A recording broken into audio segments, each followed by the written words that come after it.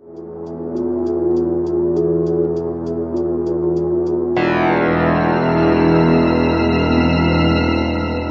author and critic David Agranoff. I'm a horror and science fiction author, critic, and researcher. In this podcast, I wanted to provide in-depth interviews and panel discussions with everyone from New York Times bestselling authors to researchers, musicians, and anyone I find interesting. Welcome to Postcards from a Dying World.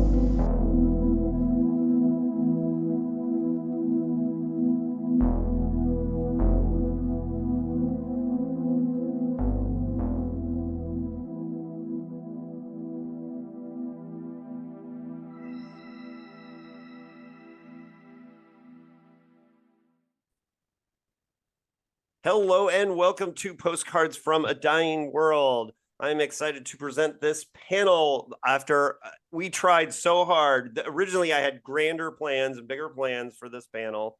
And really what happened was there was a debate online about this amazing year in science fiction, 1968. And we wanted to talk about the power of this year in 1968 because it's just really a banner year in science fiction. But before we get into that, just really quickly, I need to do a little bit of shouting out my own stuff.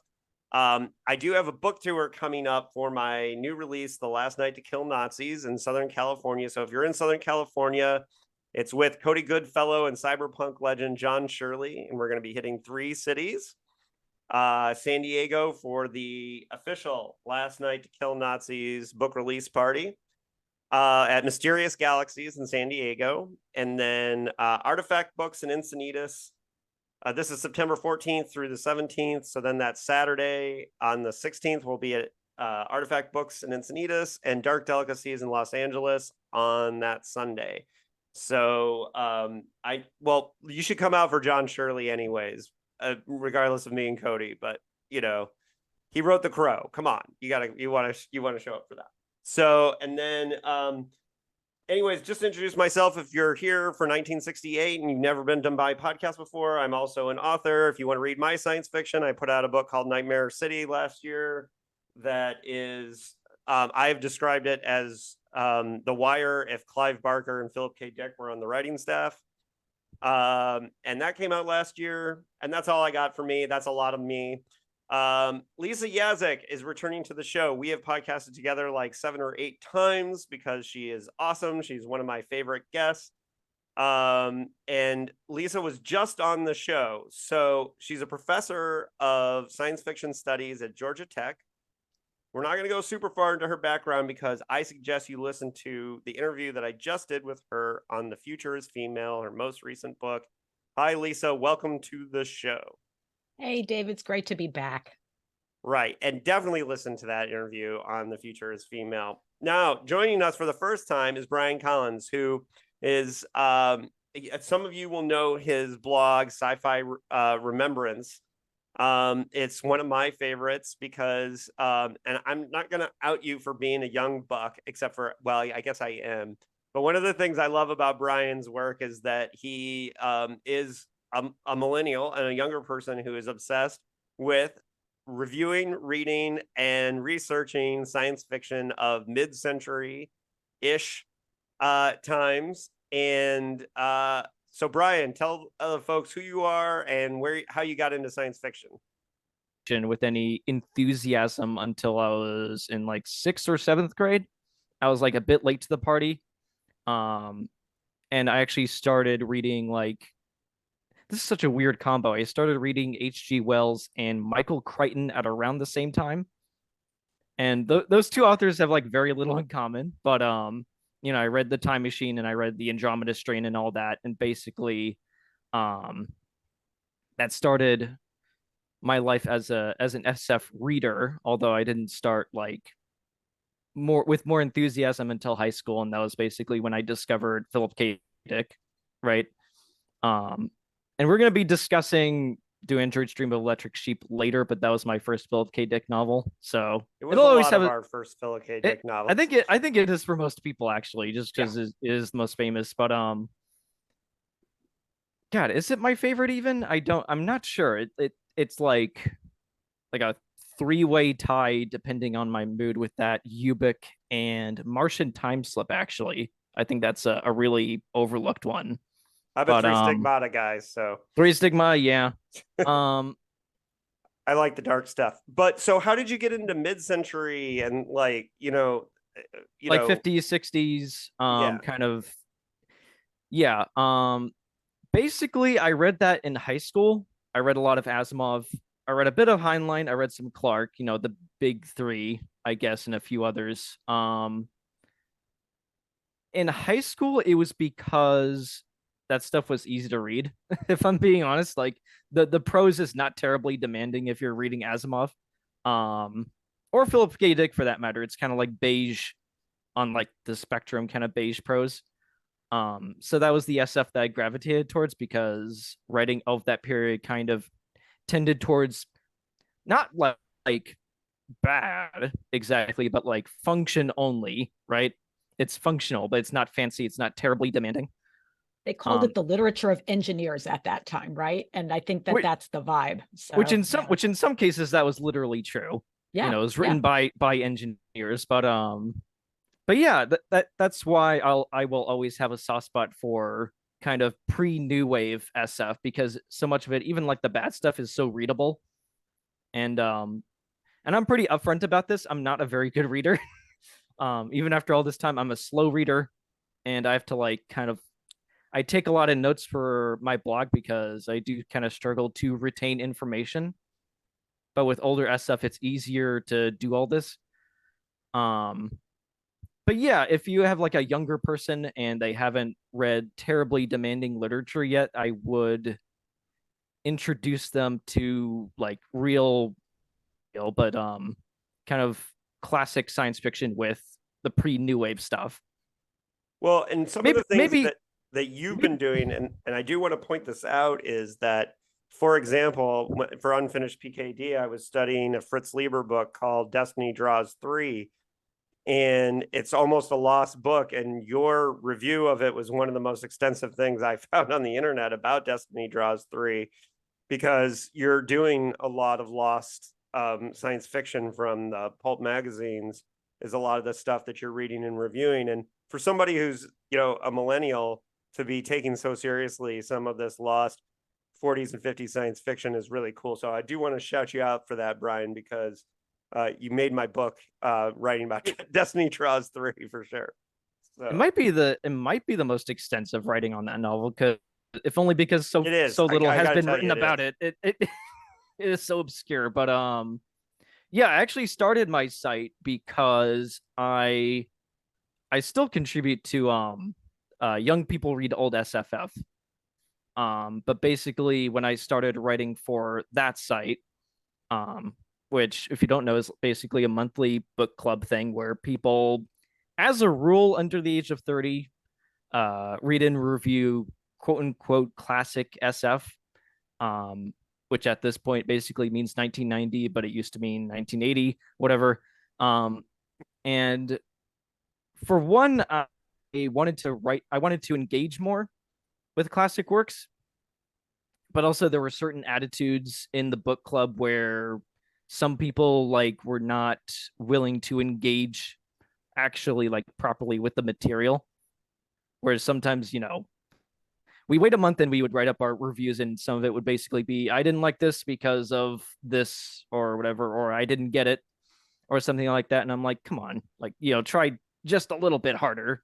I mean, it takes a lot of, and I've written stuff before, it takes a lot of time and effort to even write kind of middling, trashy stuff. You could at least try to engage with it on its own terms a bit more. So that's what I've been trying to do. Right. So we're going to talk about 1968.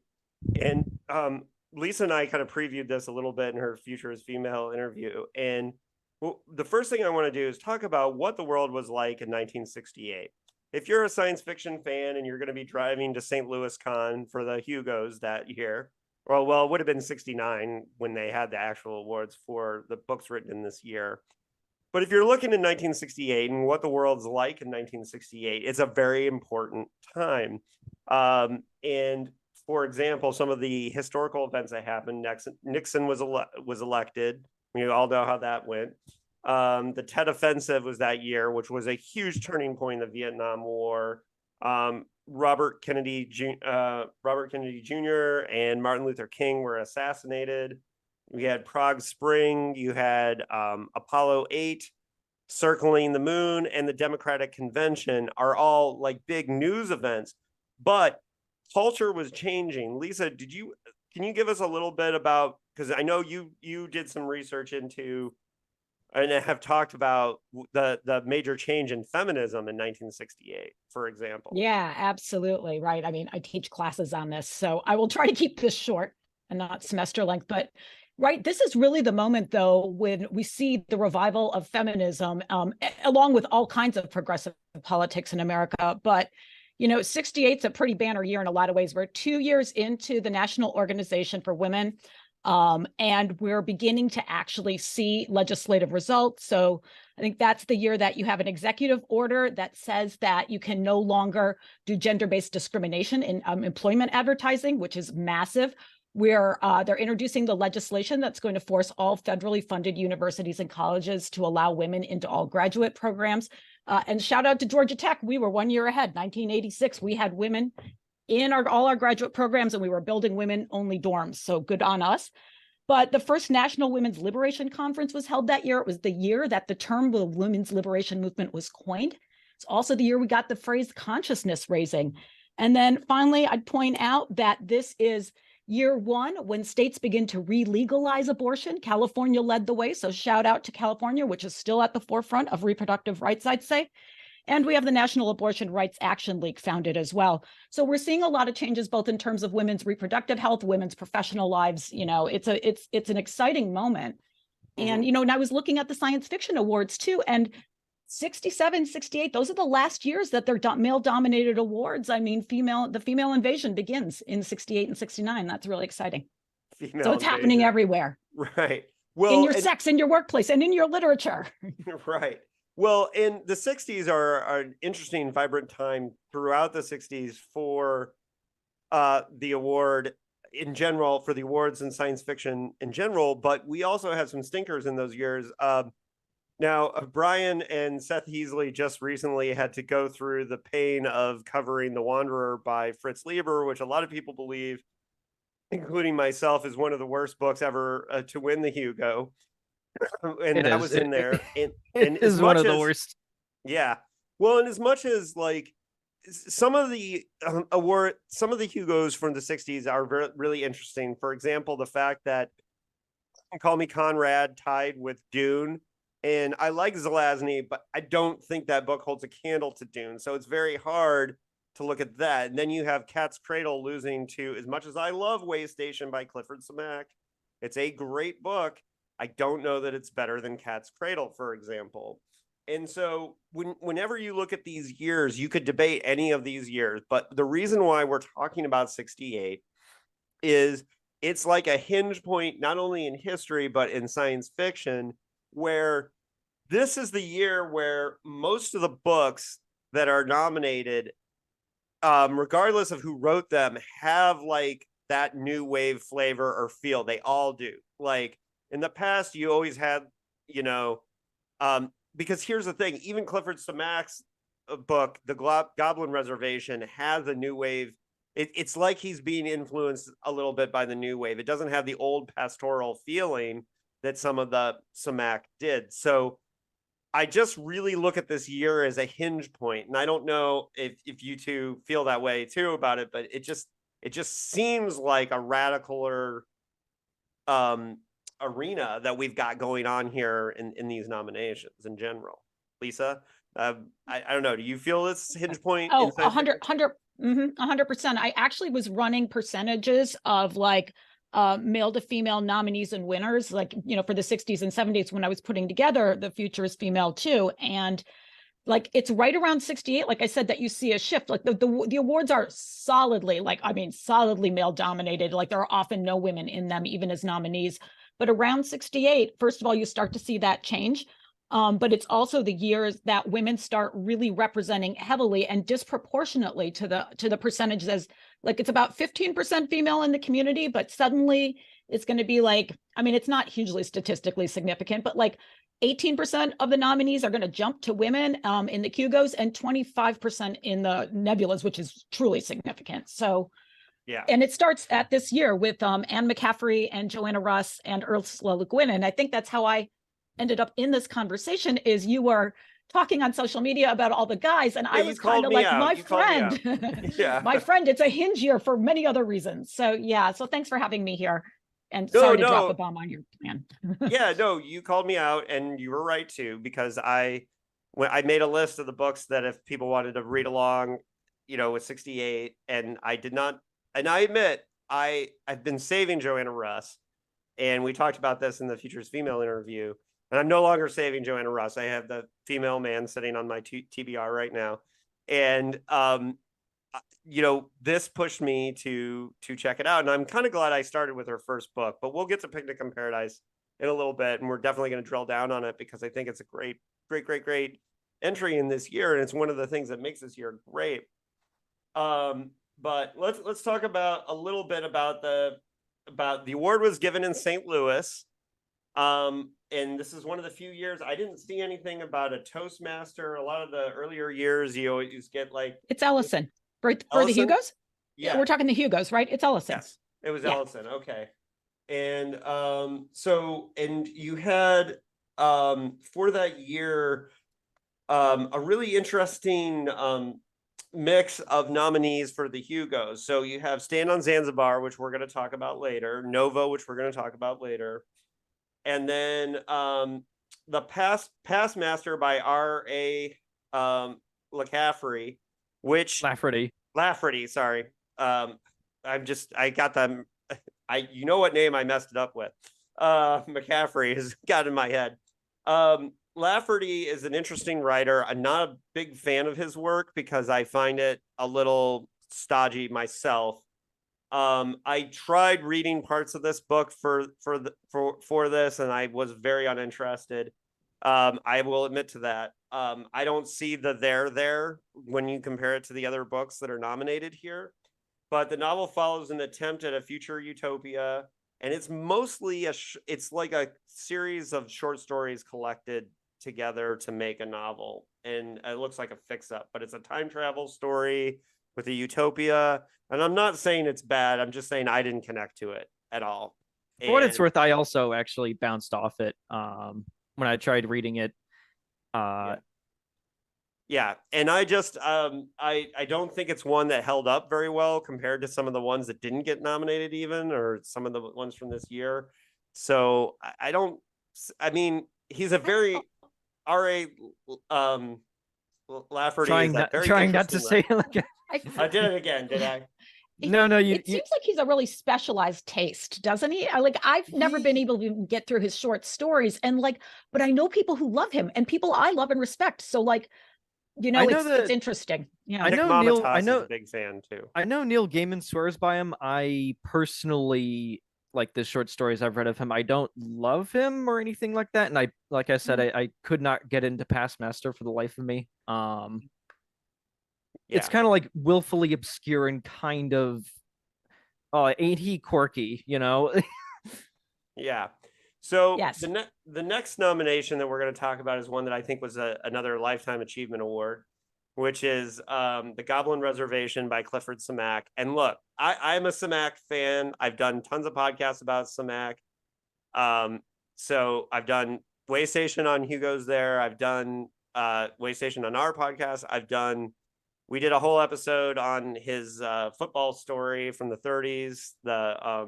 So I like Samac. Not anti-Samac. In fact, I think City is one of the greatest science fiction novels of the 50s. That being said, Goblin Reservation, very influenced by the era. He's trying to catch up with the young bucks and get weird, and that's fine. It's a very funny book. It's about, and I haven't read it in a long time, but an educated Neanderthal and kind of robotic saber-toothed tiger move through time. It's very weird. And I'll give you that. And it's worth reading. It's very funny, but I don't think it holds a candle to a lot of these other books. So has anybody else read this one from Samac? I will probably read it for the sake of reviewing it at some point because it was serialized in Galaxy originally. That's true. It's up from my site. I'll cover it. And I do like Simak. More as short fiction, but yeah, City is incredible. Yeah. God, he should have gotten the first Hugo for that. But I'm getting sidetracked. I don't want to get hung up on it. I think we all agree City is a work of genius and a masterpiece. Yeah. Yeah. Yeah, and I like some of his later stuff. I think it's called Project Pope. It's like from the 1980s, and it's like a future where like the only Catholicism is all over the galaxy, but only because robots have taken it over. Which, as someone who grew up cradle Catholic, totally makes sense. Like no one but a robot can truly understand and enact Catholicism well, if you ask me. So yeah, Project Pope is a really great book. I have a copy that our rabbits chewed on. It's weird. It's cool. Oh, I hope that enjoyed it. Yeah, they enjoyed it too, but I think of Project Pope, the first thing I think of is the giant chunks that the rabbits ate out of it. The other big nominee, and this is one that I admit I have not read yet, and it's just because I'm waiting for the library to send it to me, is Rite of Passage by Alexei Panshin, who we just recently lost last year. He just passed away last year. And he's a great commentator on science fiction. I have his what's the World Beyond the Hill? The World Beyond the Hill. Which I did also. That's incredible. Totally recommend that he wrote with his wife. But I also feel bad because I've been meaning to read Rite of Passage for this podcast, and I never got around to it. I think it's out of print. It is. So I would have to find a used copy. Yeah, and so this book, and I read a lot about it, so I can tell you a lot about it, but I have to admit that I have not read it yet. And Panshin's nonfiction book is on my shelf, so it's one that I plan to read soon. When I get done with Unfinished PKD. But Panshin's book has been compared to like a Generation Ship meets Hunger Games, is the way I've heard it described by a couple people who have read it. And it is kind of it's written with a juvenile audience in mind. And it's about this generation ship that has like these like kind of combat battles in order to keep the population down is best that I can tell from it. Now, what I've read about it is that it's a really fun novel, but comparatively to some of the ones that we're going to be talking about, is written for juveniles. So Panshin wasn't really trying to write like a high class, like top of the line science fiction novel. He was trying to write a marketable book for juveniles. So that doesn't mean it's bad. We've had a lot of really wonderful juveniles written by science fiction authors, but and I know that term juveniles is out of date. We say YA now, but at the time that was industry standard. So I think those are all the ones that got nominated for the Hugo that were, just want to mention, on the front of the Nebulas. We had Black Easter by James Blish nominated, which if you haven't read that, it's more of a sci-fi horror novel. I'd almost say it's a very dark novel, Black Easter. James Blish is kind of most known for writing the Star Trek episode adaptations, which is too bad because he wrote some really great science fiction like Cities in Flight. It's Surface Tension. I don't know if you've ever read that short. It's a novella, Surface Tension. It's like it was one of the stories that inspired the sort of way that nanoscience got founded, because it's a small scale engineering story. I was gonna say, is it a pocket universe? It's not pocket. It's like incredibly puddle tiny universe. They're in a puddle universe. On a that's planet. More like it. Yeah, they're human colonists. They crash land on a planet that's like basically all 6-inch puddles and rock and nothing else. And they're like, well, hell. So they engineer themselves down to nanoscale. Essentially, that's what we would say now. And life begins again, and they have to sort of re-evolve. And their space race is actually a puddle race. They've got to figure out the surface tension of the water and how to break out of the water to get to the next puddle of water. So it's very exciting. It's a space colonization story in the water. That sounds really great. Also, my student. Oh, can I just say one more thing? Yeah. I had students once who did a dramatic enactment of the first scene of the water landing, all in food, and they made like a gigantic punch out of it. So like they had it was great. So it's very, very visual and can be done in different mediums, including ice cream and liquid. So Yeah, just now that share I that. think about it, I believe it sounds like that was a big influence on Brunner's Crucible of Time. Probably. Um, Yeah.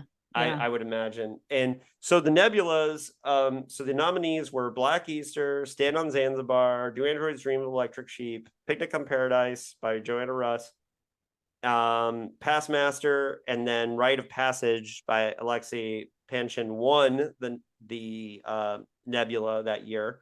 Now, interestingly, the way the nebulas worked in the late 60s is that they were held in 3 locations around the country at the time, which is funny because they obviously were not Zooming in 1968. I don't know if they were calling in votes from each location, but the West was held at Disneyland, the South was in New Orleans, and then the East was in New York City, all on March 15th and 14th of 1969. And so a couple other notable books of science fiction from that year that were not nominated: Masks of Time by Robert Silverberg, I believe was the novella winner for the Hugo. But kind of an important book in the genre because it like had standalone publishing, I believe. Wizard of Earthsea, of course, premiered, which is and one of the reasons why I didn't really kind of read it or put it into this discussion is because I consider it, I mean, it is fantasy, and I know there's the crossover between fantasy and science fiction, and I like the Earthsea books, but I'm not a huge, I loved fantasy when I was a teenager, and now I can't get into fantasy, like that kind of high world fantasy. It's very hard for me these days because I find it very boring. That being said, Wizard of Earthsea is a prototype in that genre and has to be extremely respected. Lisa, I'm sure you have thoughts on Wizard of Earthsea. Oh, I think it's great. I'm also actually not a gigantic fantasy fan, but I think that these are cool stories. And what else can we say about them historically? It sort of is, right. I mean, it's an interesting moment for, it's a very pre-feminist Le Guin in the early Wizard of Earthsea books. I mean, I guess if you like fantasy, you're going to love these books. I think they're great. They're pretty multicultural. I think she does pretty good trying to think about a racially diverse future. But she herself said the first ones are very patriarchal in nature, and that it's hard for her to go back and read, or was hard for her to go back and read them afterward. But they had the seeds of something that became, really well loved. So, and that she herself really evolved over time. I think that's cool. Right. We also have Arthur C. Clarke's 2001 being a big thing. I think it didn't get a lot of love at the awards because it was connected to the movie. However, the novel itself is great. I love the series, even if it has the same ending as Independence Day, which is a little weird. I've never read A Gift from Earth by Larry Niven. I have mixed feelings on Niven as a writer. I think he evolved quite a bit over time, but those early Nivens, some of them are very hard to read. Politically speaking, these days, there are almost no women characters to be seen. In those early books, they're kind of hard in that way. Peter S. Beagle's The Last Unicorn. I haven't read it, but I know it's a big one from that year. And Robert Sheckley's Dimension of Miracles. If you haven't read Robert Sheckley, there's Douglas Adams before Douglas Adams, and a lot of the old Sheckley. It's really great, weird stuff. And of course, Anne McCaffrey's Dragonflight was a big one in that year. Again, these are books that I read those Dragons of Pern stories and all those dragon books when I was a teenager and loved them, but I haven't gone back to them since. But Lisa, you have feelings on those books, right? I read them as a kid. Yeah, I loved them as a kid. I thought they were awesome. So, I think they're cool. I like the way they sort of shift. Like you think it's a fantasy novel, but then you realize that they're really science fiction stories. And so I think that that's pretty cool. I like the way she seems to weave the two together and sort of shifts your perspective around on those. I haven't reread them in a million years, but who didn't want a flock of little dragons when they were a kid to hang out with? I mean, yeah, they are very cool adventure books. They, yes. yeah, when you're like hiding them under your desk in social studies class in 7th or 8th grade, it's perfect. I think that's literally how I read them too. That's so funny. Yeah. Yeah. All right. So for the books we are covering, we're going to start with Picnic on Paradise. Lisa, can you give us an introduction on this book, and then we'll open the floor? Right. Okay. So Picnic on Paradise is marvelous. And it came out the same year as The Barbarian, which was a short story about one of Joanna Russ's characters, a middle-aged woman named Alex, who goes from being married to a pirate, to a priest, to a thief, to an agent for a future time travel agency. And then I'm not going to tell you what happens after that. But right, so this is the first novel in the Alex stories. Russ had written a couple of these short stories prior to this, very well received. People really, really enjoyed them. And Alex herself is a very cool sort of very 60s, very feminist rethinking of the female fantasy hero, and especially of C.L. Moore's Jarell of Jory, right? And whereas Jarell of Jory was a badass, but also like super hot and really young and everyone wanted her, Alex is great. She's middle-aged, she's battle-scarred, she's getting her postmenopausal waist on, but she's still a badass and can outthink and outfight everyone. And I think it's really exciting that we have this story, because it's a novel about this woman. She's a barbarian from the past. She's been lifted through time into the future to help get a group of colonists from point A to point B on a planet at war. And she's skilled at this because she's from 5,000 years earlier, and she knows how to deal with crazy weather and geography, and she doesn't need the same kind of science and technology, but she's very civilized and very rational. And she has some interesting thoughts about the people around her and about the future. And I don't know what else to say. It's a great book. Yeah. Brian, was this your first time reading Picnic on Paradise? It was my first time reading it. It was actually my second time.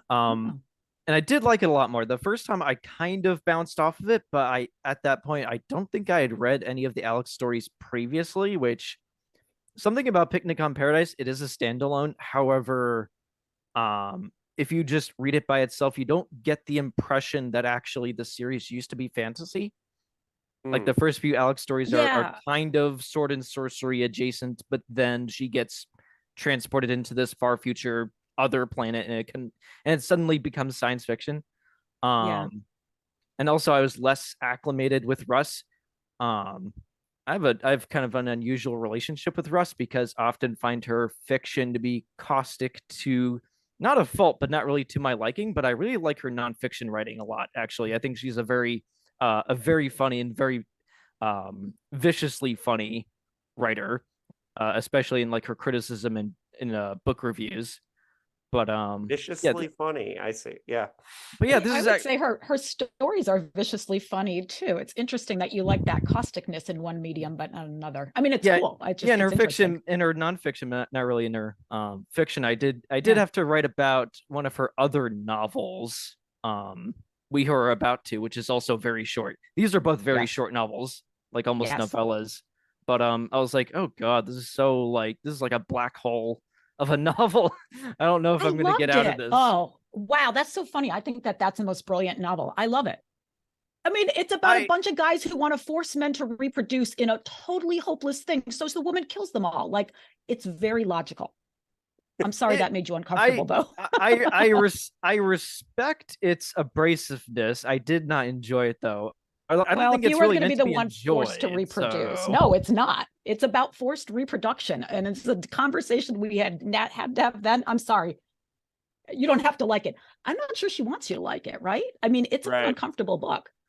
No, I think Russ likes create. It seems like from everything I've read, I've only read this one novel so far, but it seems like that was part of her style was to kind of aggressively make people uncomfortable through. You know, she's not alone in that. Harlan Ellison liked to do that too, you know? Yeah. So Picnic on Paradise is more accessible. And like you said, it's very simple. I mean, it's like an escort mission in a video game. Or as that's a great way of putting it. Or as I kind of started to think about it, the inherent perils in babysitting, because that's basically what she's doing for most of these people. Yes. Like they don't know what the hell they're doing. She has to, And she's think you made a great point, though, that it helps to have read one or two of the short stories first, because I had that same thing. The first time I read this novel, totally left me cold. But after reading the Alex stories, thought it was hilarious. So it helps.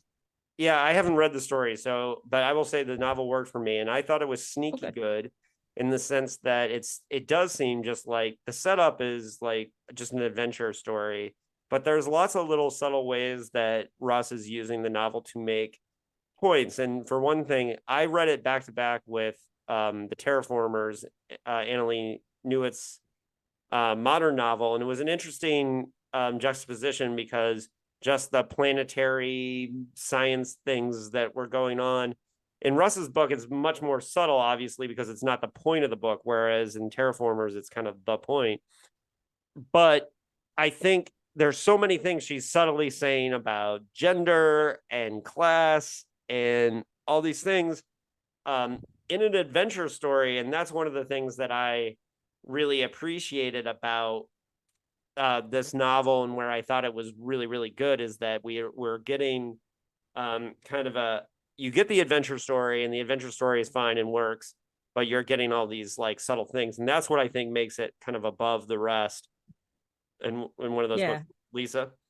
Oh yeah, no, I like the way you put that, because that helped me just sort of figure out like something I really liked about it, like detail wise, like it was subtle and I didn't know what to do with it. Like, but I love that like everyone in her future is sort of brownish because, you know, humanity has interbred and we're darker skinned overall. But then like when they hire the media guy, the media adventurer, he's just really a media figure to help them.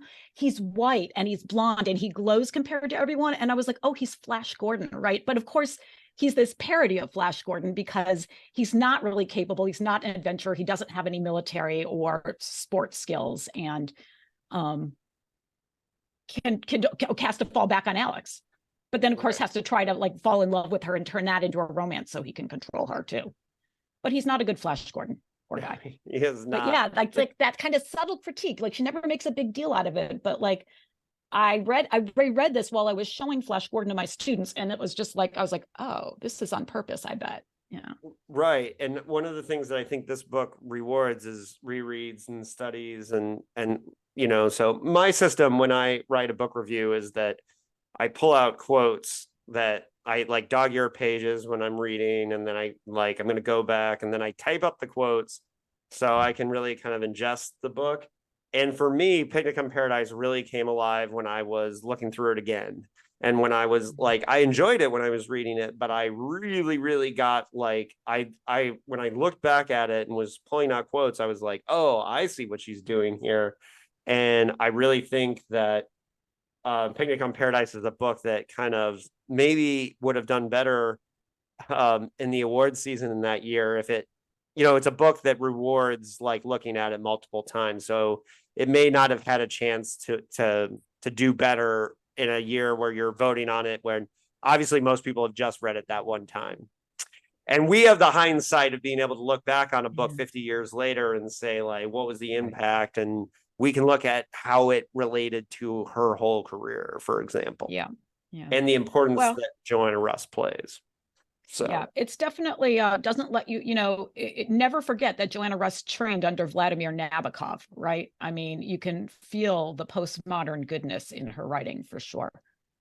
I am not familiar with this person. Oh yeah, she went to. You don't know who Vladimir Nabokov is? He wrote Lolita.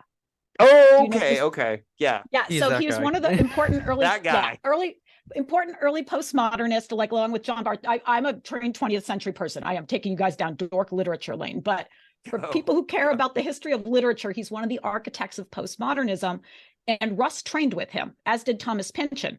So I think that some of the difficulties that you feel, Russ and Pynchon write a lot alike. Neither are enjoyable the first time through it all, and sometimes not the second, and both yield a lot though on rereading. And I always I got to think it's that similar literary training. All right. So any final thoughts on Joanna Russ or Picnic in Paradise and their role in 1968? Because whereas I think it was important, and I'm really glad, Lisa, that you spoke up and that I read it, because I think it's important to this year. I still don't think I'm going to put it at the top of the list, but I would definitely put it as it is important and has value in the discussion of this year. It would be my final thoughts on Picnic in Paradise. Lisa, do you have any final thoughts on this one? I'll go with that. I'm definitely going to put it in my top 5 and maybe even my top 3, whether it's like in terms of science fiction history or even feminist history, like the most important work out there. It's, I think, a warm up for some of the more important and heavy hitting stuff that happens later, but a delightful warm up. And, just go back to Brian and the whole young people reading old science fiction thing. You can try to bring students into Joanna Russ through like the later, the more elaborate and more feminist stuff, or through Alex. They love Alex. They love Alex. Everyone loves Alex. Well, Yeah. Alex, it is adventure fiction. I mean, you can read it as straight adventure and still enjoy it. Absolutely. I think it went at the time kind of not noticed because it is so short and it is so straightforward on its face, but it also, I feel like I kind of get like not an echo, but like almost like a prelude to like what Tiptree would do later. Russ and James Tiptree, Yeah. Alice Sheldon. Yeah. They're kind of, I don't want to say similar, but they kind of take this, they have this worldview of if you watch a woman's day-to-day life long enough, it becomes horror. Yes. Right. Yes. Especially in the case well of put. Tiptree, who is like one of the most fucking disturbed authors that I've had to come across A from that era. complicated woman for sure, right? A very, very disturbed, very depressed, fearful woman, Yes. Whereas Russ came a little younger, came of age in a little bit more supportive moment for women, and didn't just train with Vladimir Nabokov, also took classes with Kate Millett and I think Betty Friedan, and really knew all the major feminists of her time, and had that kind of connection and support in a way that Tiptree probably didn't, coming up 20 years earlier. And going back to James Blish for a second, she also, weirdly enough, was very fond of Blish. I mean, the two knew each other. But yeah, well, it's funny because Blish was not a feminist. I mean, he like politically they were almost complete opposites. Blish was very much a conservative, but also Russ was very supportive of him.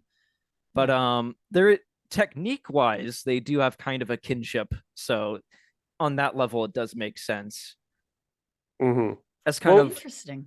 Well, it's interesting when you look at some of the, like Le Guin being a big fan of PKD's work, and I've talked about this ad nauseum on Dickheads, but the class difference between the two and the fact that they were in the same high school graduating class and never met. And one went to Harvard and one worked at a record store, and one dropped out of, I think he dropped out of Berkeley, or he got kicked out of UC Berkeley. Dick. No, he did. Well, he just didn't go back. He tried going, but one of the things is if you look, for example, at their high school yearbook, like Ursula's in it and Phil isn't, because he had so many health issues that he was an early homeschooler for the last semester. He didn't even go the last semester to high school. So it's just such a weird difference between the two, but you see and they're, he didn't even write a female character as a lead until Le Guin challenged him with the last novel he finished before he died. And he had to base it on his daughter, for whatever. But you just see the difference, and it's so weird. The different, I see what you're saying about Blish and Russ. It's an interesting combo that they were so different, and she was fans of their work. I'm a huge fan of Neil Asher as a modern science fiction writer, but I can't stand his right-wing views. He and I have discussed this. I love his fiction, but I get a headache following him on Twitter. I can't.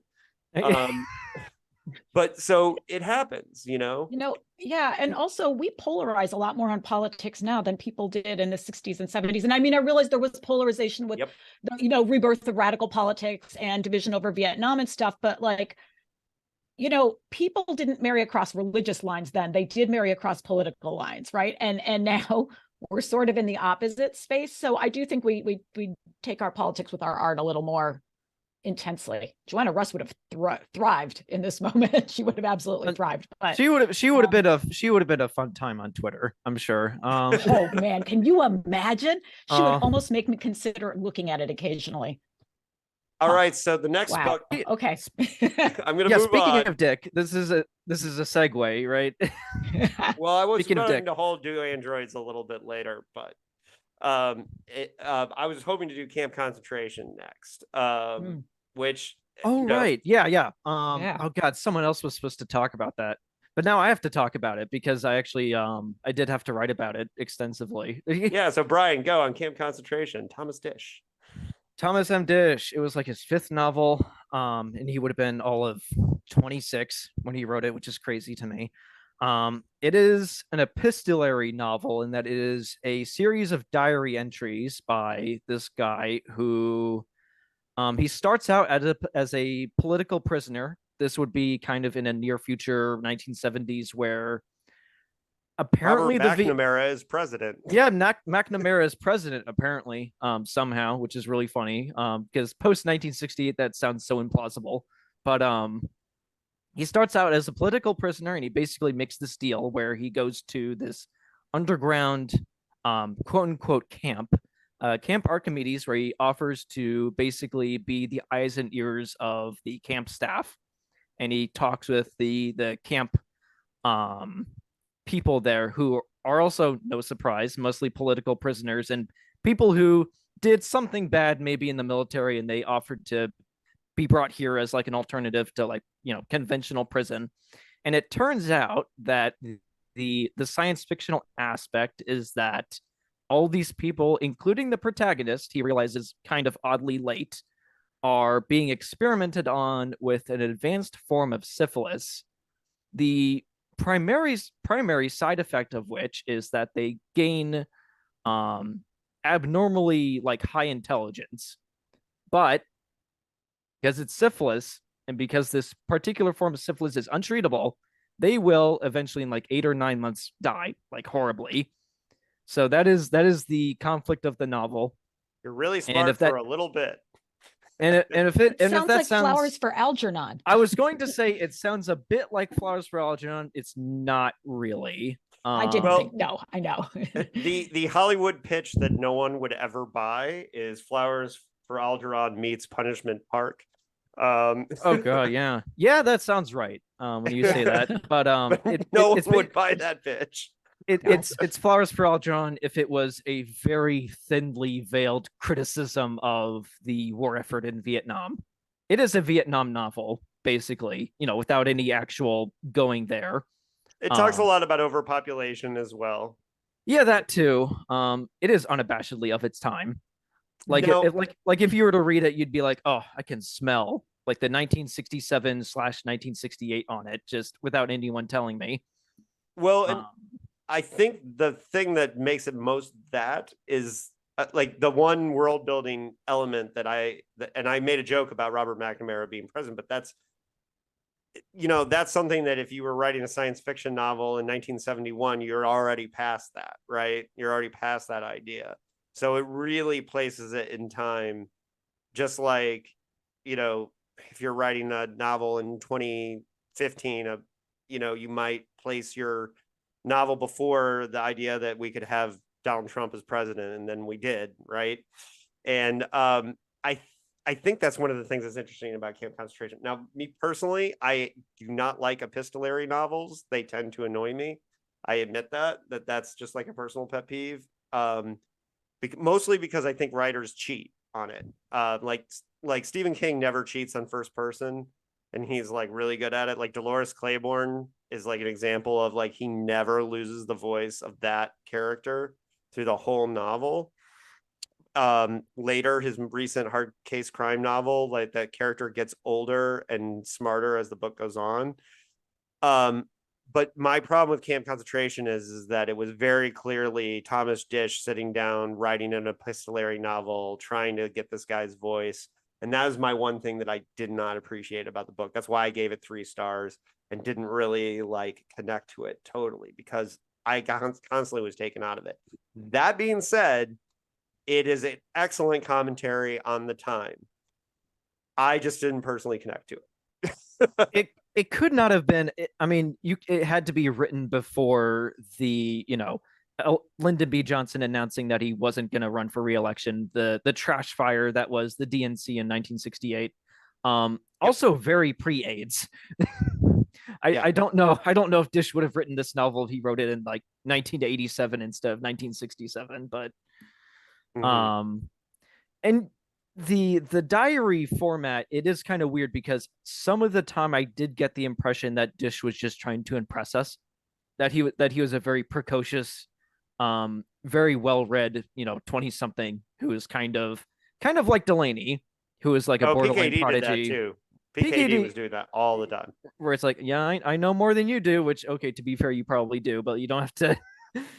There is a novel that has to be, written and then read here with a story and characters, and there are some characters, but surprisingly little story. But it is a short novel, so there is that. Lisa, have you read Camp You Concentration? know what? I have never ever read it, and so I'm learning so much here. And I'm not sure that I'm gonna read it, I guess, after this. I mean, if I come across it and I have time, but it sounds like I don't Well, need and to that's rush where it. it's I've too always bad. kind of wanted to, but the more I'm listening to, I mean, it sounds cool, but like if I'm gonna do a Vietnam War novel, I'm gonna read like the Forever War again, because that's a great novel, for like the fifth time. So But why not? The Forever War's great. Yeah. yeah. Well, that's why it's too bad that Paul wasn't able to be here, because Paul is a big stand for Camp Concentration. He loves it. So Okay.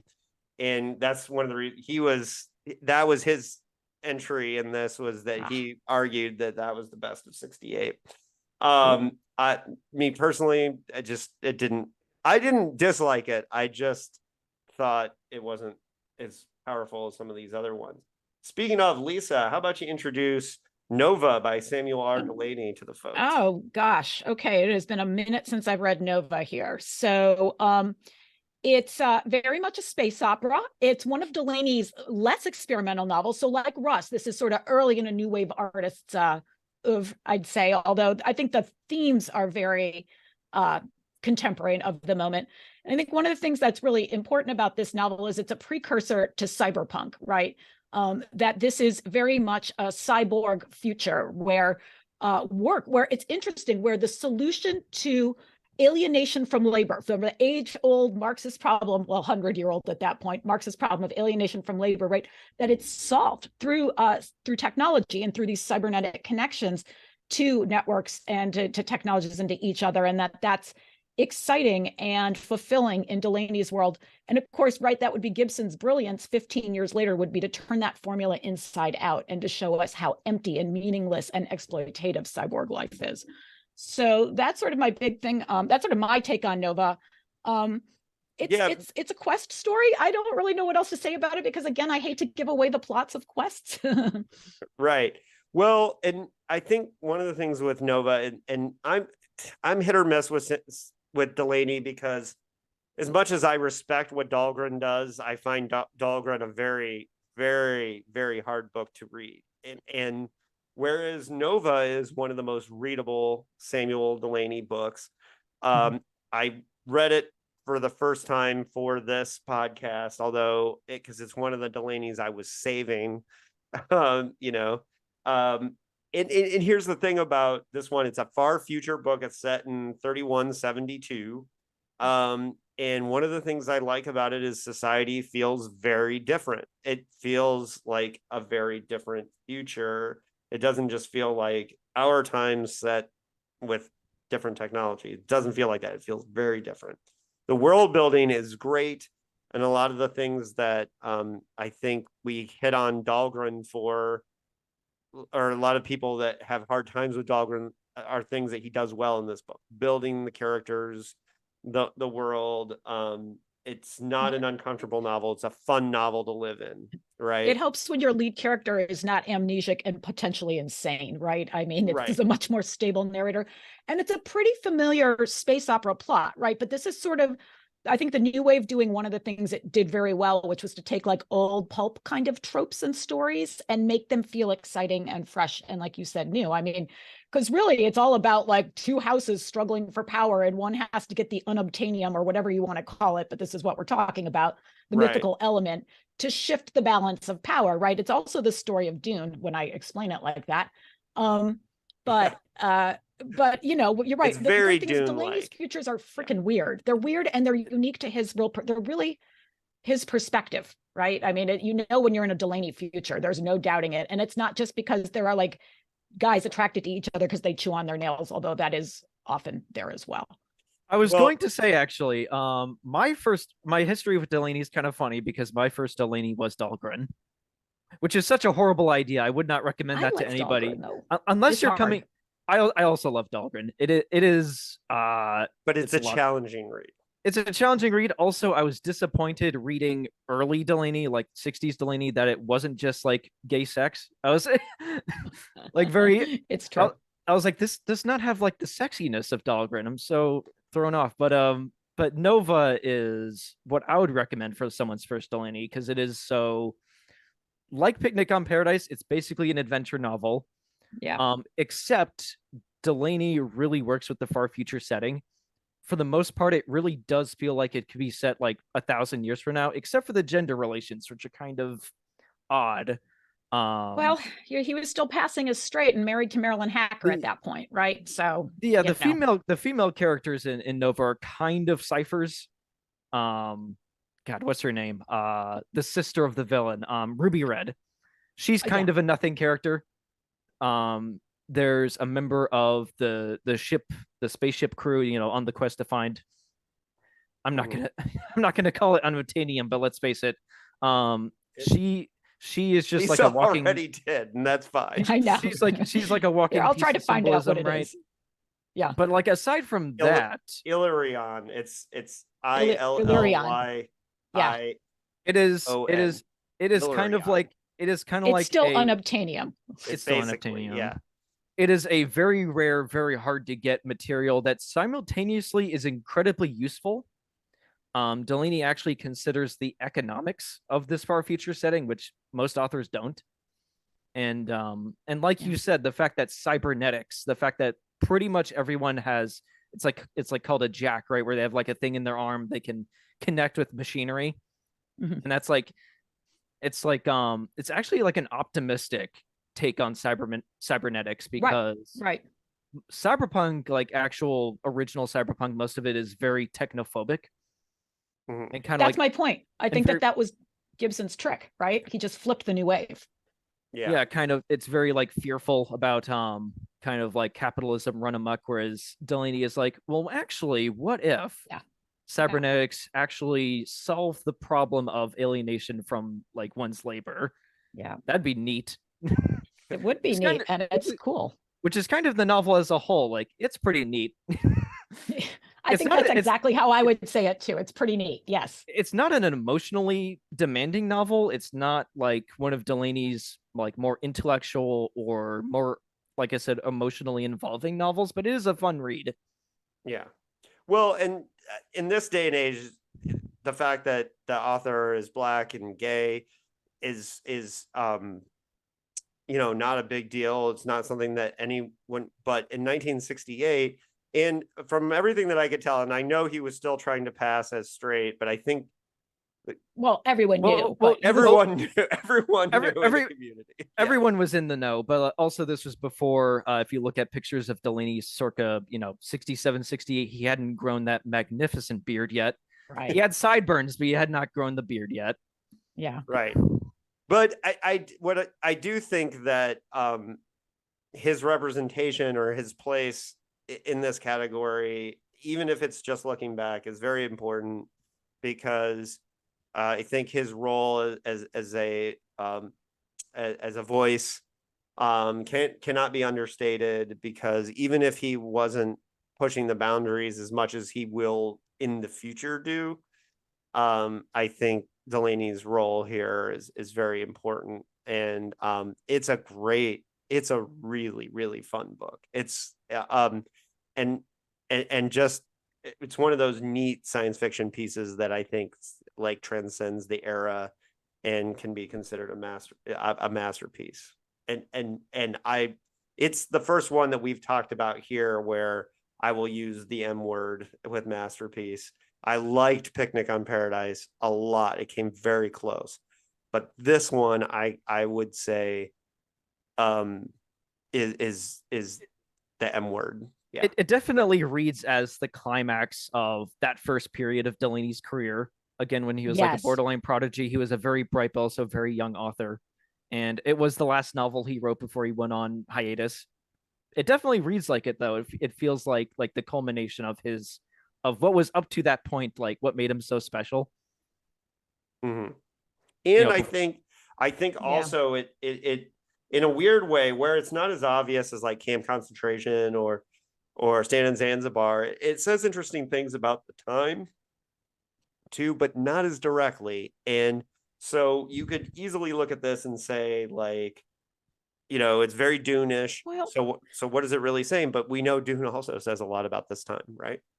it does feel more timeless. It could have been published in 1978, no issue. Or even in the 80s. I don't think people would have, you know, thought it And that's why it conspicuous stayed if in it came print. out. Yeah. it's because it's got that basic pulp plot, and it's easy to take that plot and rework it for the concerns of your own moment, you know? The way we can sort of keep retelling Star Wars stories every decade, because you can keep shaping them to fit. But Yeah. So we have yeah, go go ahead, on. Lisa. Nope, I'm good. Okay, so if anything else on Nova, because we have 2 books left, 2 main books. And I did want to put a shout out. I forgot to mention His Master's Voice by Stanislaw Lem when I was talking about the ones that weren't nominated. Part of the reason why this book didn't really get nominated for this year is because it took forever to get translated into English and end up here, but it did come out in Europe in 1968. I consider it a novel of 1968.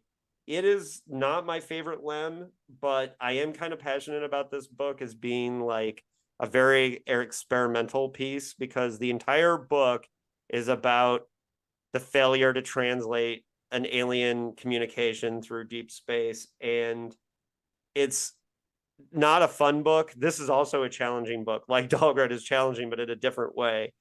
And I could see this book bouncing off 99% of the people who try to read it.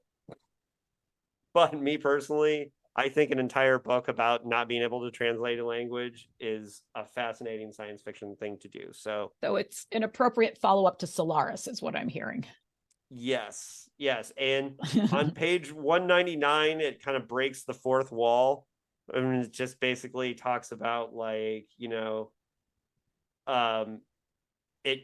it basically explains the chapter, the title, His Master's Voice. Like, I'm telling you, like, we are hearing something we cannot even understand because we are so basic. And that's very Lovecraft, isn't it? Yeah, and it's That funny feels because Lovecraftian in some ways. almost 200 pages to get there. And what I realized when I read that line is I was like, wow, 98% of the people who try to read this book are never going to get to this point. They're just going to be like, nope. Because a book about all these people just failing to understand language, which, by the way, Ray Naylor just did in an extremely exciting way with Mountains in the Sea, which is the masterpiece of the year, if you ask me. I'll be interviewing him on Tuesday. You know, so he found a way to make it exciting. Lem didn't. At the same time, I appreciate it. So I just wanted to shout out His Master's Voice as a book that doesn't really work, but at the same time is impressive. So the last 2 books, one of which, of course, is Do Androids Dream of Electric Sheep? Brian, do you want to tell us why you think this is one of the why I think it's books? why I think it's to understate things pretty neat. So in the futuristic year of 2021, and in LA, which is actually not too different from LA as we now know it, so you have a bounty hunter who lives with his wife in like a cramped apartment complex. In this future, quote unquote, future setting, animals have almost entirely died out on Earth. I mean, it is a almost post-apocalyptic scenario where most animals are actually that people have are actually electric kind of robots, copies of real animals. And the bounty hunter, he has an electric sheep, haha, at the start, but he wants to get the money to buy a real animal, and not just like any animal, but like a big animal, like a horse or a cow, as a status symbol, because owning a real animal, Joneses. because in the setting of the novel, owning a real animal it's like a class thing, right? And so he hunts androids, which exists primarily to serve as slave labor on the off-world colonies, but occasionally there are androids who come back to Earth, and androids are illegal on Earth outright. And if they're found, they're killed. So he goes out in the course of about 24 hours. He has to kill, I think it was 6 androids, so he can get the money to get a real, I believe it ends up being a, God, what was it? A lamb? It was a, it's not coming Goat. to me right now. Goat. A goat. It was a goat. Yes. Meanwhile, there's a subplot with someone who is not qualified to move to one of the off-world colonies, and he unwittingly houses one of these androids that is in hiding. And so you have these two plots that mostly run parallel to each other. Eventually they do intersect. And while it sounds like it may be a bit of an action narrative, it's not really. There's not much action. I would actually say there's not even more action than there is in Blade Runner, which, you know, we had to bring up Blade Runner at some point, but really don't. It's a different thing. The- It really the two- is. the- the two- they're the two very are- different. The two are so radically different for Yeah. the most part, but yeah. It is. Um, I think saying it's not, that they're not, there's some people that are like it's barely based on the book. I don't think that's true. I wouldn't go that far, but Yeah. there are some No. pretty profound differences. But 'Cause everything you've just described could also apply to the movie, but the tone is so different in the book, the right? tone, I mean, the and the thing with, purpose of it all. and the purpose and Blade Runner is such an ethereal movie. It is such an easygoing movie if you think about it. Whereas Do Androids Dream of Electric Sheep is Philosophically challenging. it's not Dick's bleakest novel, because that would be probably a Scanner Darkly or the Three Transmigration, the Three Transmigration Stigmata. of, or the Transmigration of Timothy Archer, also incredibly bleak. But it is up there. I mean, the Earth is screwed. There's no going back. Well, Right? we're post World War Terminus. World War Terminus. That's what it's called. It's not even called World War III. It is the last one. There cannot be another one. You know, humanity literally does not have the capacity anymore. And it is philosophically challenging. It is also unusually, even for Dick, incredibly introspective. I'm trying to think of like other examples among his novels where the main character has internal monologues as much as the protagonist here does.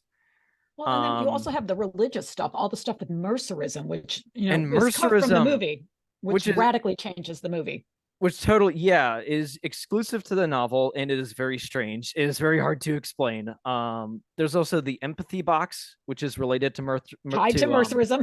to Mercerism. Yeah, humans on Earth by and large have empathy boxes, which basically allow them to feel certain emotions in connection with Mercer, who is like this messianic figure, except this religion is rooted in empathy, as opposed to, you know, sacrificing oneself to save mankind and all that. Empathy being the key word for the whole novel, right? And it is actually kind of radical in that which sense. everyone lacks.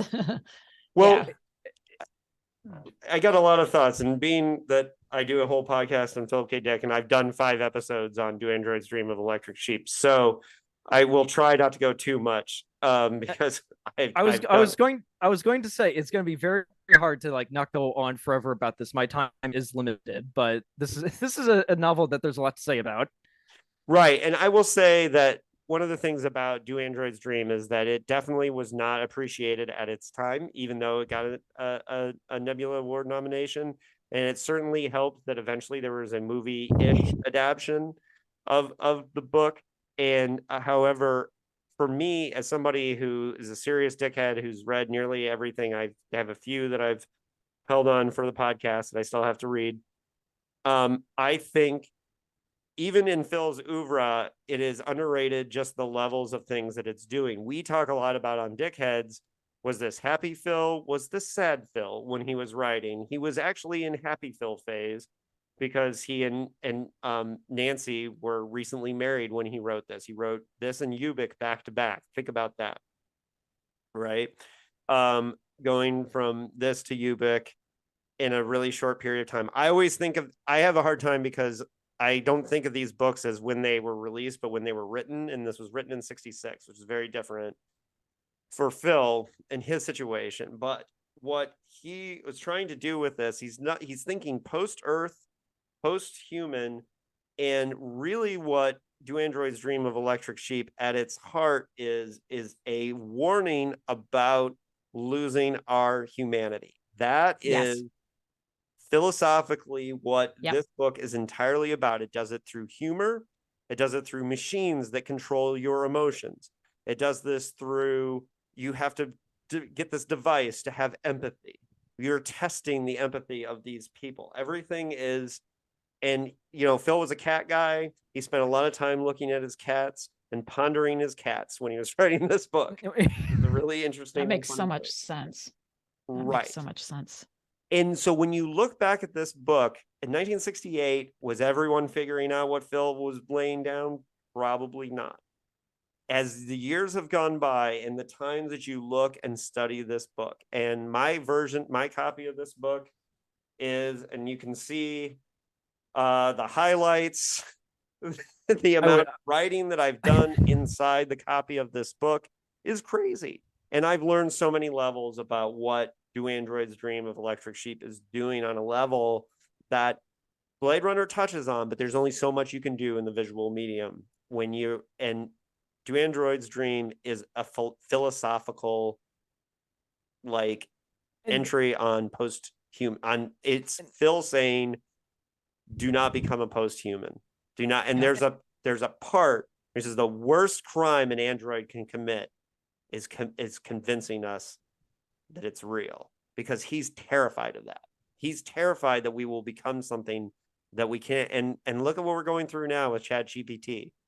There's also the reverse. Predicted in Penultimate Truth, by the way. Would it be reverse or inverse? The inverse of that with another character who is exclusive to the novel, Phil Resch, who is really important despite the fact that he's only around for a few chapters. He's a fellow bounty hunter, and he is actually tricked at one point into thinking that he, who is a human being, is actually an android, and he has this incredible existential crisis over it.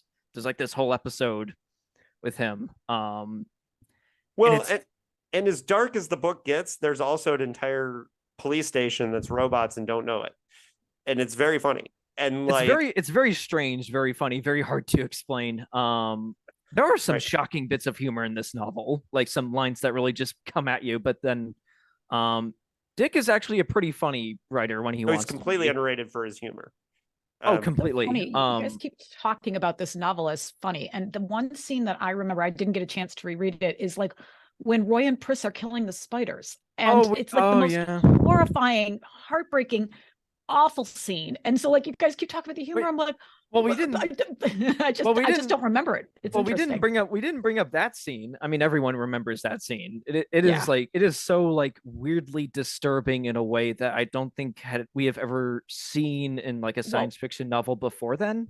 It underscores everything that I think he's trying to say about the lack of empathy, right, in a technological society there, because they're just sadistic and childish and weird, but also knowing. It's just all uncanny valley in the worst of ways, right? And we're real close to that uncanny valley, which is what's so scary there. And that's the major difference with the movie. Ridley Scott admittedly Ridley Scott said he'd never read the book, he never finished it, he couldn't finish it, and he thinks Deckard's a replicant, and he's definitely not in the book. And the thing about it is that in the movie, the androids are more human than human. I was going to say, the movie argues the opposite, right? It doesn't matter if you're human or machine. You can have human moments, and that's what really matters. And it's funny that Phil Hollywood. Phil only saw the first 20 minutes, because if he saw the first 20 minutes, he was like, this is great. I don't know if he would have been so happy if he saw. I don't know if he would have been happy. He would not have been happy especially with the theatrical cut. He would have been pissed. But the idea of Deckard being an android, it literally does not make sense. I'm not going to get into that rant again. I know that I think we've all brought that up at some point before. It's such I just don't think it matters. Everyone is a made man by capitalism in that movie. So who cares what your biological origins are? You're all slaves to the corporation. Yeah. I mean, it's a pretty simple capitalist critique there, right? Hollywood 1.0. We've joked about rewriting 2049 as if it was actually a sequel to Do Androids Dream. And it's really hard to try and do that because it's such a different point. It's almost Yeah. impossible. Yes. Yeah. And also with the movie, the androids come to Earth more so to look for a way to get around the fact that they have a very limited lifespan. In the novel, they come to Earth. They're not really concerned about the lifespan thing. They come to Earth because, and this is what really struck me up, like rereading this, the most recent. Even though Earth is in such a shitty state in the novel, like it is hard to understate how screwed things are. The androids think it's better to live in fear on Earth as long as they are not slaves. Mm-hmm. Yeah. They would rather live in some like really cramped, like kind of not cramped actually, like abandoned apartment complex on a doomed Earth than continue to live as slaves on some off-world planet. Which I take their point. It's like the one point where I find them very sympathetic in the book, which is why it's so weird then they become so unsympathetic. It's like, how could you value your freedom but have no empathy? I don't get it. Actually, I don't think there's a contradiction necessarily. Okay. I don't Maybe think not. It's actually very, very strange because in the novel, people are like obsessed with empathy. Mm-hmm. And they have this visceral reaction to any kind of cruelty against animals, which, to be fair, we should take that more into consideration, like people living now. But these same people do not have a problem with slavery. But... Right. No, I get that. Yeah, I get that part of it. But I was going to say these same people have no problem with slavery. They simply do not consider the fact that there's this race of synthetic people who work as slaves, right? Right. So, and it's like, is that a contradiction, or is there? Oh no, that's just human life. Like, and we live in that moment now. But my point is, the contradiction for me is like, how is it that the androids can value freedom but not have any kind of lives empathy? Of others? Yeah. It feels like an interesting. I don't quite. It's a question that sits uneasily for me. That's all. It feels a little less logical. It's a question. It's a question that Dick does not answer, like most questions in the novel. He brings up all these like quandaries and he does not provide a clean answer to them for most of them. Maybe the point is it's like he's using robots the way that science fiction authors have since Poe and the Man That Was Used Up, right? It's just a reflection to humanity. It's more about the human side of things, not the robot side. So we don't have to worry too much about that. And to kind of wrap up Do Androids Dream, and I'm trying to be sensitive to your time, Brian. So the reason why I consider it the number 2 from 1968, and since it's my show, I've conveniently put the books into this order. You say what you think is the best for last. Absolutely. But so the reason why I think it's number 2 is because I think, again, like Picnic on Paradise, it's a book that does well from rereading and thinking about, and all these years later. And I think that at the time, it was very hard for people to see all the tracks that Phil was laying down. I don't even think Phil saw all the tracks he was laying down, considering Dick, how he wrote most of these books in the 60s. Well, Dick, as far as I can tell, did not feel a special way about androids. He did not. He just thought it was another book. And then again, he apparently was really fond of the Simulacra, which most people are like, really? Like, that's a book you think is one of your favorites? Okay. Yeah. Well, it does have the jug band, which is one of the weirdest things that ever happened in a Philip K. Dick book. But yeah, it's like was just he treated it as just another book that he wrote, but it's like a capital M masterpiece. It's like, how do you do this? I don't know. Yeah, and again, I think this is a masterpiece. I think it was laying down tracks that even he didn't even realize he was doing. He's just kind of like shooting off ideas about Mercerism and empathy boxes and mood organs, and he's just in the moment. He's like, oh yeah, a device that dials up, emotions, so that you can set it to watch TV even if it's boring, and all these weird things that he was doing that he wasn't even thinking about, that was just kind of offhanded moments, are a lot of the genius things that happened on I think of all the books of this year, this is one of the ones that you can just pick apart entire, like I wrote an entire essay about the first page of this book, so I'm biased. And the fact that he wrote it and Ubik in the span of like a year and is incredible because they're both masterpieces. Like I don't know, with a newborn baby in the house. it's like superhuman. But okay, we're gonna cut it off here. Or speed. Well, Or speed, well, which as he was someone who's taking. owned and operated a baby, you don't sleep that first year, so you may as well write. Like seriously, I got a ton of work done that year. I mean, There's he apparently did just like write for hours on end, Yeah, I believe it. into the night or whenever he could, which is believable. But equally incredible, even though I personally am not like a fan of it, is the last book. Are you transitioning us? Transitioning. I'm trying to transition. Oh, doing your job for you, Dave. Staying on Zanzibar. It looks really small there. That's misleading. My copy is huge, just like dimension copy wise. is huge. It's the 70s Del Rey paperback. I have is it Del Rey or no, it's Tor. I think it's like 2010 paperback. It's like really tall and like really wide, and it's still long. Okay, this book started this debate because someone, yours truly, said on Twitter that this was the best science fiction novel of the 20th century. And then it was somebody saying it's not even the best of 1968 that started this whole thing.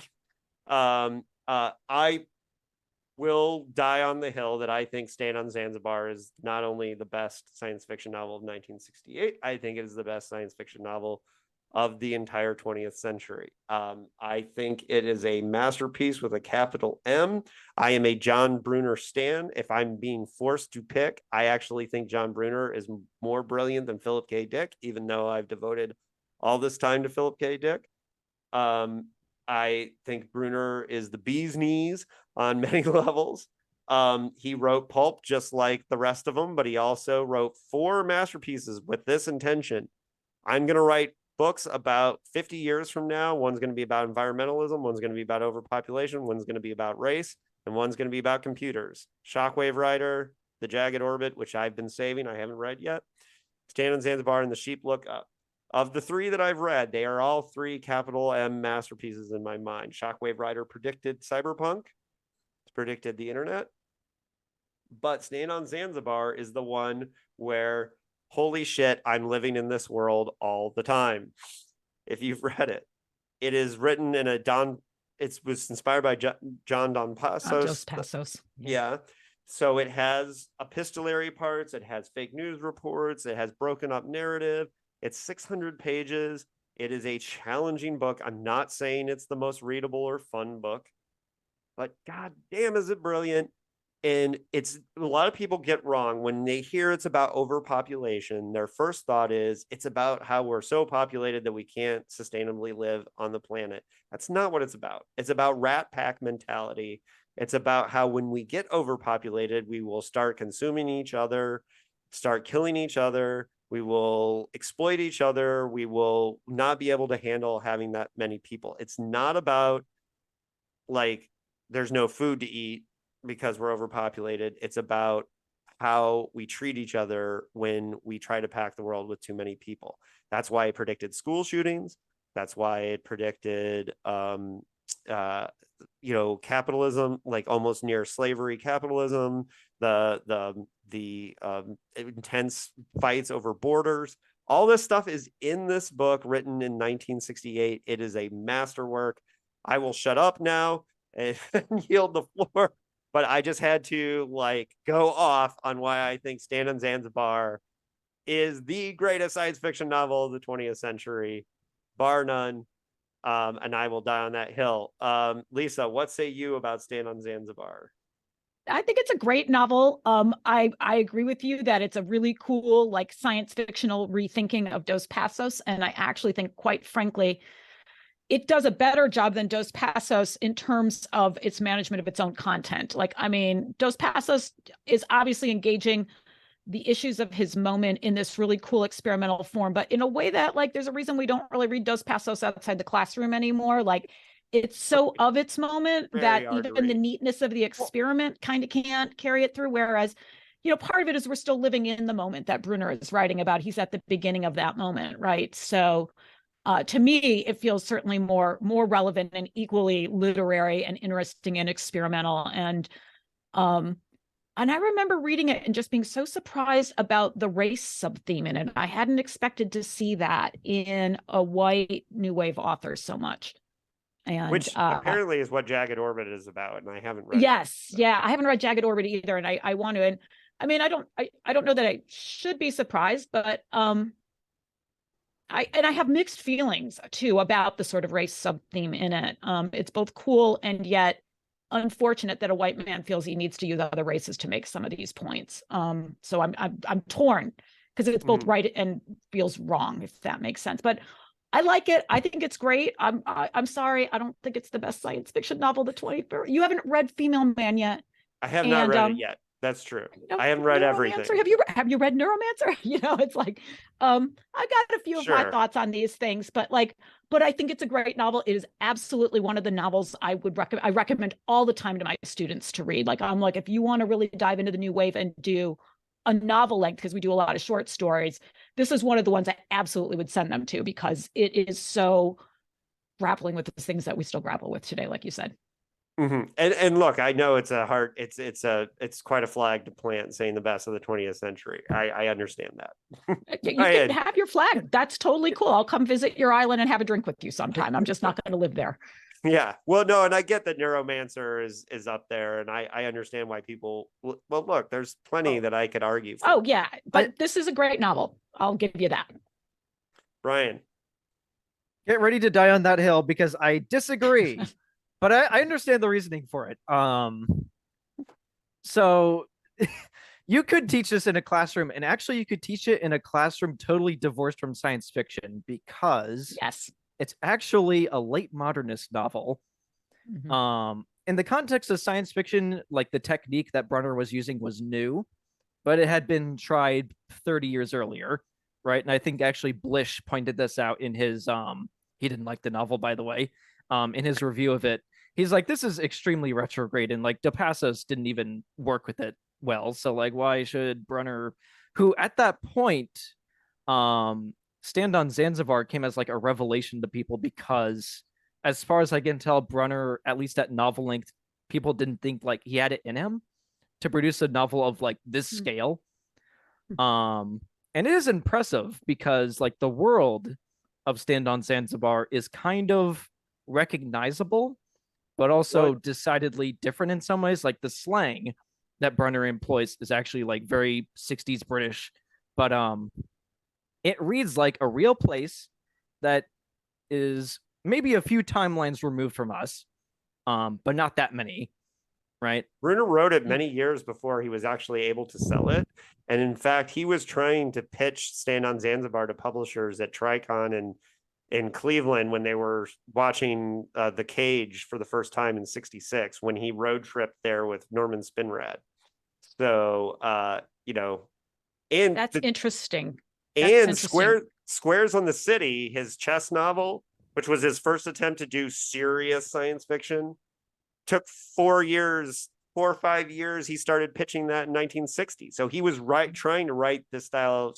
He and Dick were on the same track trying to write serious science fiction, and Man in the High Castle winning everything was one of the things that helped him say hey, I can write this kind of science fiction. So well, Dick continued to write in kind of the pulpy, identifiably sci-fi mode, whereas Stand on Zanzibar reads as literary. Yeah. This could have, I think, removed, like maybe published at a different time, could have actually been published by a mainstream publisher, except like nobody took Brunner seriously up to that point. I think the same is true for High Castle, Man in the High Castle, which was the first Putnam release for Dick. So I think there was literary success. In fact, Don Wilhelm, famously, Barry Malzberg told the story on our podcast that he was in the room when Don Wilhelm found out that Man in the High Castle was nominated for the Hugo, and he threw something against the wall and yelled it wasn't science fiction because he had rejected the book, by the way. And indeed, very, I don't want to say very similar premise. Philip Roth's The Plot Against America, not usually considered science fiction. It is, but people consider it, because it's Roth, mainstream publisher, literary fiction. Would Stand on Zanzibar, I respect it. It is a very cold novel, intentionally. I mean, it is a cagey novel, and how it kind of, from as many angles as Brunner could seemingly conceive, examine the psychological ramifications of living in a densely populated first world. And on top of that, it's a post-colonial novel, which is very unusual for SF of the period. Actually, it's still unusual, I think, now, but it's starting in that time period. Dune is playing with that, right? And Delany actually does a lot of colonial and post-colonial stuff, so it's creeping in there. But you're right, it's a forerunner. But it's a forerunner, and importantly, it models, it is the real world, but with some major changes, right? It's not set on another planet. It's not set in the far future. Oh, gee, the futuristic year of 2010. But there are made up nations and stuff. There are a couple. Yeah, there are a couple fictional nations in there. Yeah. But what the hell? Countries get formed and broken up all the time. And the first draft of this, though, was written in 1964, and I know that from doing research. I think that makes actually more sense of its treatment of its African and Southeast nations, which I think even 4 or 5 years later you would have to. I don't know. It feels a little unnuanced for what's going on at the time in terms of decolonialization. So that's all I'm going to say. And if you try, though, which is more than can be said for a lot of others. Yeah, no, 100%, 100%. I agree. I said I have mixed feelings on this one. I think it's both really great and really of its moment, let's say.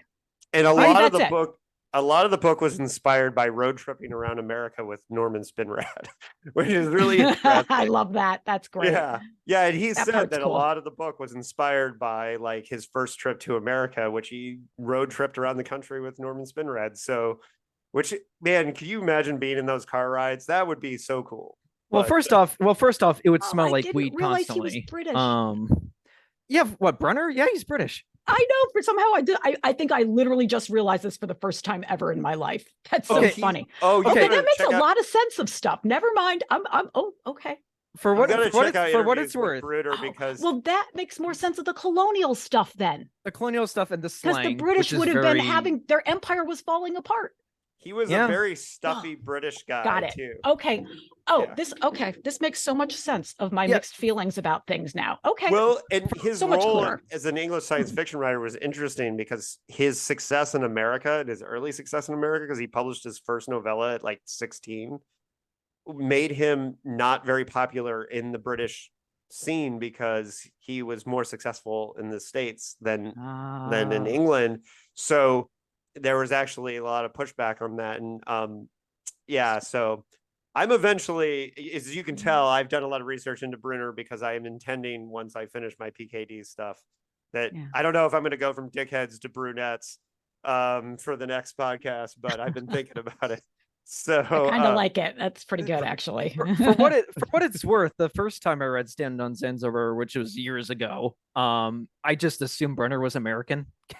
Yeah, see, I did too, especially like the mimicking of Dos Passos and the setting. It all makes so much more sense now. The fact that so much of it is in New York, and because he was such a stodgy British guy, and his first discovery of science fiction was H.G. Wells in like this massive. His uncle had this massive library because and it was okay. And Kipling. All of this is making so much sense because when I'm rethinking about this book, and you were talking, Brian, about the coldness of it, it reminds me of the coldness of some of H.G. Wells's fiction when he's writing from a journalistic perspective, like The Star, which also zips all around the world and keeps giving you little snapshots of things. So.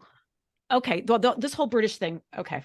Well, that's good. That's revelation. the problem. That's the problem with the novel. It's British. That's the one problem. No, it's not a problem. It actually just helps me understand. It does explain where Brunner's coming from. Yeah. It helps me understand too why the way he's thinking about colonialism and post-colonialism, like in a way that for an American, I was like, this is weird. But for a British person, is 100% makes sense. Well, and he also, like I said, the British sci-fi community had a lot of issues with Brunner. That, like, I've seen fanzine articles where they've said, he might as well have been American. Well, they did not like the Americans, those British New Wavers, did they? No, but they came around to respect him towards the end, and towards the end of his career, like, he was seen as and it's funny because and I'm telling you, these interviews, when you see him like talk, he's a very stuffy British guy. I love it. I'm I gonna go totally look at love one it. now. That's fun. Okay, cool.